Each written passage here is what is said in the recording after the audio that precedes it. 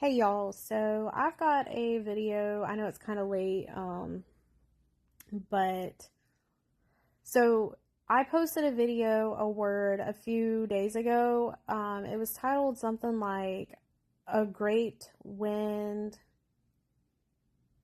is Here" or something. And originally I had titled it like "A Great Wind is Coming," but God was like,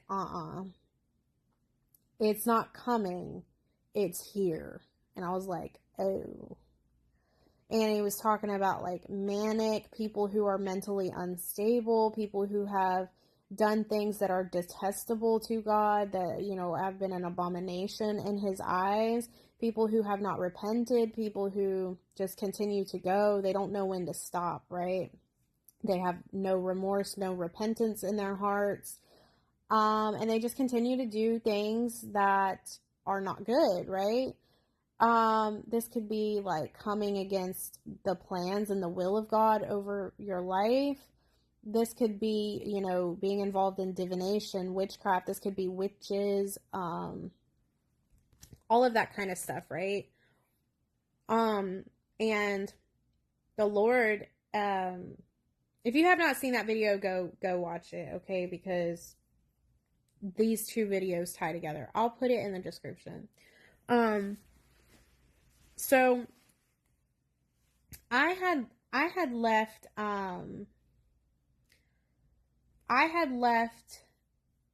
a restaurant that I went to eat at tonight, and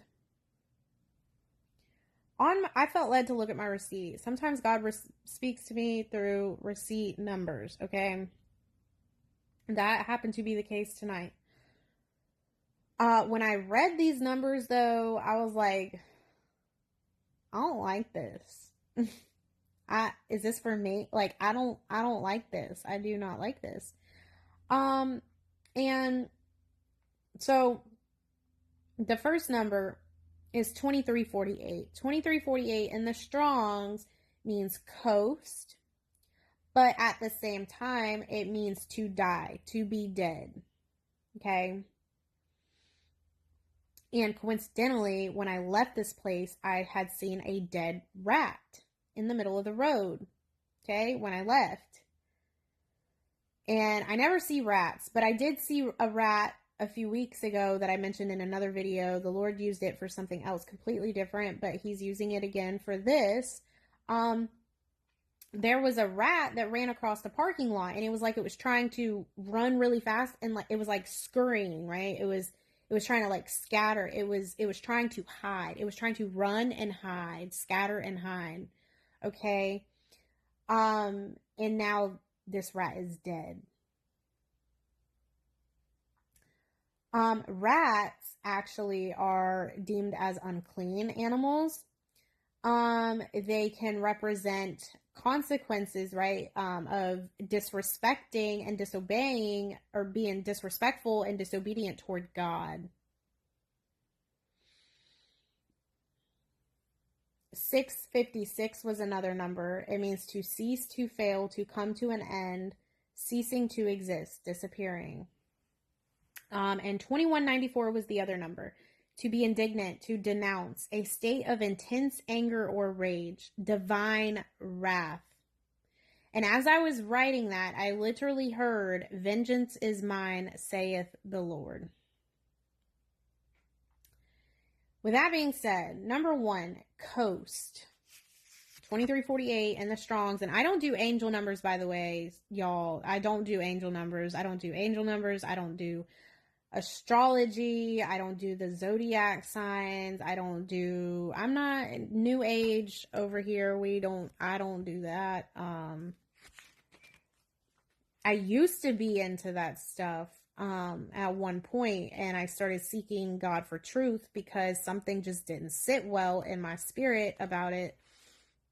And I was like, God, I know you're speaking to me. I know I'm gifted. I know you speak to me through dreams. I know you speak to me through visions. I know that you speak to me through numbers. But something isn't right. And so show me the truth. Show me if I shouldn't be looking at these things. If there's something else more to it, right? That's actually of you, like show. And I started coming across, he started revealing to me the truth. And so, yeah, I don't do any of that. So Coast, I had gotten this morning 3:11, right? And God gave me a whole word out of that. Ecclesiastes 3:11. It was a good word. Because here's the thing. There is and then also 3:37, Coast Island. So he's been talking to me about coast. So it took me back to a dream that I had a couple years ago, and I was like on this coastline with a bunch of people, and we were watching this storm approach, this really big storm. But it was like the closer, it was like moving across the ocean, right, towards us. And it was like the closer that it got, the bigger we realized it was. It was much bigger than what we had originally thought, okay? And so this morning, Ecclesiastes 3:11, but that was for a separate word. There is a division happening, right? This wind that's coming, that's hitting the land, right? There's a delivery. Okay, so Isaiah 3:11, delivery of wrath and judgment. This weekend, right? A delivery. God was talking about. He's deemed everything. He saw that everything he has made is good, right? And that was the 6th day, and then the next day is rest. And he was talking about how there's a delivery coming, and then rest, right? Now, he had also given me a dream a while back, long time ago, where there was this separation, right? So I'm gonna just put it to you like this. My spouse and me, there was this wilderness area, and there was a red bus, and then there was a trailer, okay? There was a trailer. And him and I got on this bus, this red bus, right? With this group of people. And I kept feeling led to get off. Something didn't feel right. And I was like, I don't feel right on here. Like, I want to get off. And I want to go to this trailer, right? And my spouse was like, no, you can't get off of here. He was like, you can't, there's going to be a guy out there that's throwing like bombs and stuff, right? Or some sort of destruction. He's like, you can't. But I felt led to get off. So I didn't listen to him, and I got off of this bus, right? And surely enough, the guy was out there throwing these bombs, right?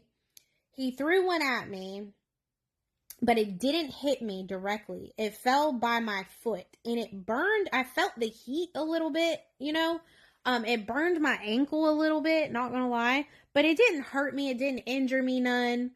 And I was able to run into this trailer, right?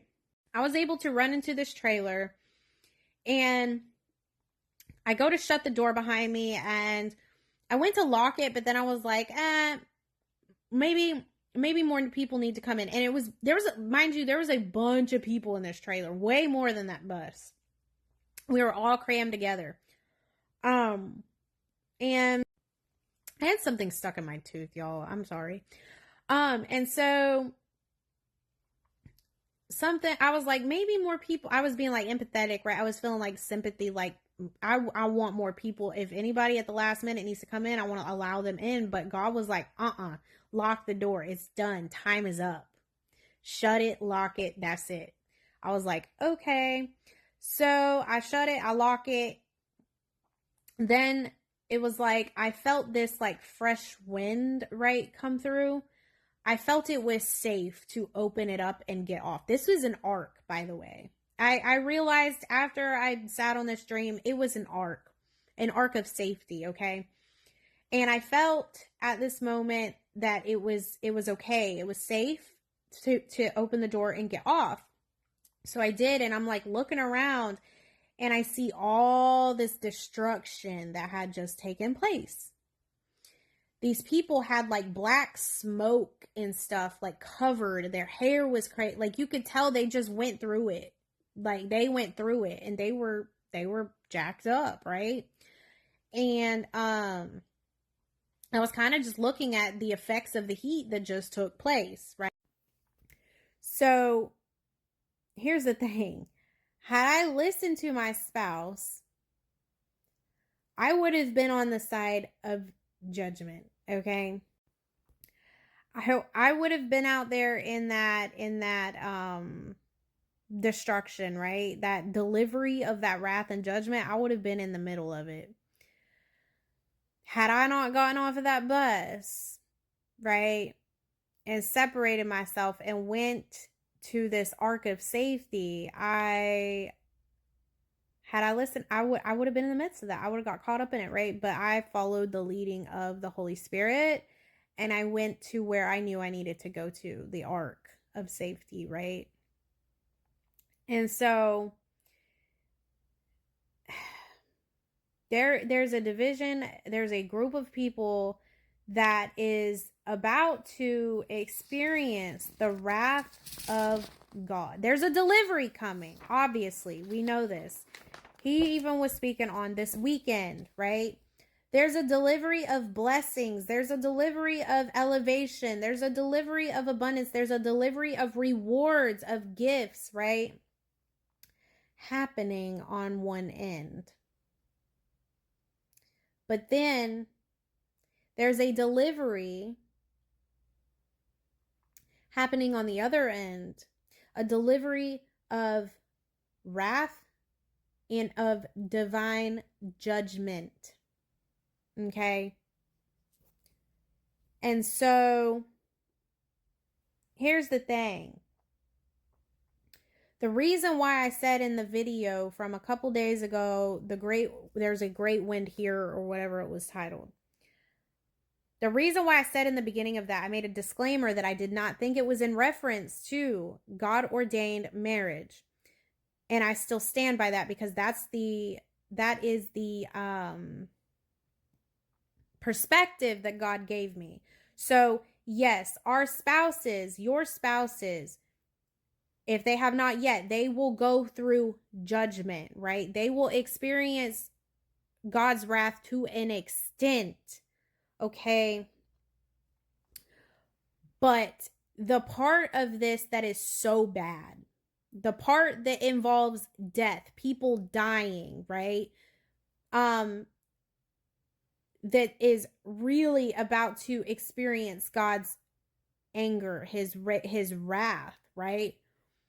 That involves death. That's not for spouses. That is not for our spouses, right? Obviously, if that was for our spouses, then we wouldn't be able to fulfill our purposes, right? Together. That wouldn't make sense. That's why, I mean, this wrath, they are going to be like the rat running across the road. They're going to try to run from this. They're going to try to hide, but they're not going to be able to. They're just like the dead rat smushed in the middle of the road.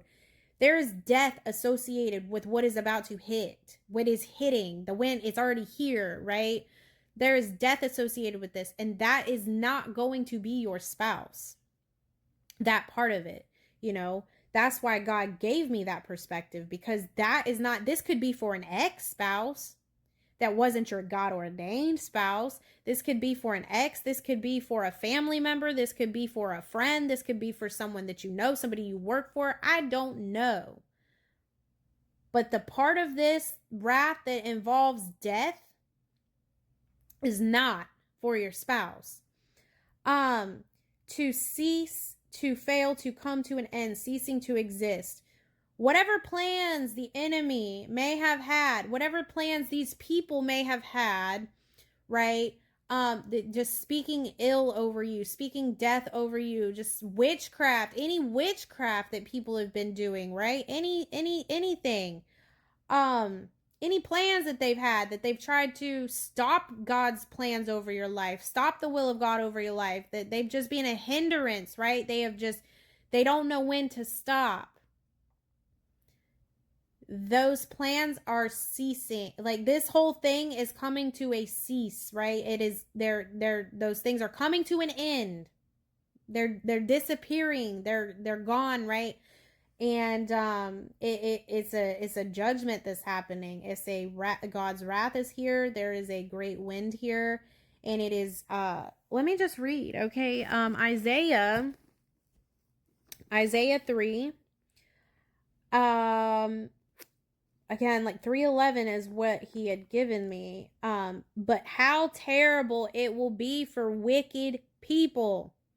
They will be punished for all the wrong that they have done. Going back to me hearing God say, vengeance is mine, saith the Lord. Because, look, you have not to do any, what that means is that you don't have to vindicate yourself. You don't have to put your hands in anything. You don't have to handle anything. If someone comes against you, if someone does something to you, to hurt you in any way, whether that's like physically or just speaking hateful things to you and making evil plans, plotting against you, right? Like, whatever it is, God will handle it way better than you even wanted to handle it. I can promise you. And that's just what he's doing, okay? This will speak to who it's for, and you'll know, right? Everybody's situation's different. Everybody's dealing with different things, different kinds of people, different situations. But the point is, the wind is here, and the wind is either going to be blowing, prosperity, abundance, overflow, rewards for your obedience, because you did what was right, because you didn't put your hands in it, because you didn't try to clap back, right? I mean, we're not perfect. We probably did at some point. But I quickly repented for it and just kept it moving and give it to God, right? Because you did that, because you did what was right, because you were obedient, because you're reaping what you have sown. And God has talked about this, and he's talked about it over and over again, that this time was coming. That time is not coming anymore. That time is here. Okay. And you are going to be reaping what you have sown. And it says right here, tell the good people that good things will happen to them. They will receive a reward for the good that they do. But how terrible it will be for wicked people. They will be punished for all the wrong that they have done. So, and just go read chapter 3 and Isaiah chapter 3, and you'll see it's not looking good, y'all. There's blessings for your obedience. There's curses for disobedience, period. And you're reaping what you have sown. These people are about to reap what they have sown, okay? And that's even like, again, for the spouses, their portion is not death, but their portion is judgment. If they've been reaping this whole time, or sowing, sorry, not reaping, they have been sowing seeds of just bitterness, hatefulness, unforgiveness towards you, anger, even their own wrath over you, right? They have been judging you. They have been speaking on you. They have been, prideful, right? Whatever, that's the seeds that they've been sowing, and God has warned them over and over again, but they haven't taken heed to those warnings. God gave them so much time and so much grace and so much. He gave them time, but they just didn't, and so now it's like you got to sit back and kind of just watch it happen, and they're going to have to sit back and watch you elevate. They're going to have to sit back and and if you haven't, you're going to know. You're going to know the time is here. People are about to know who the Lord is. People have slept on him. And he's showing up, okay? And so that's the word. I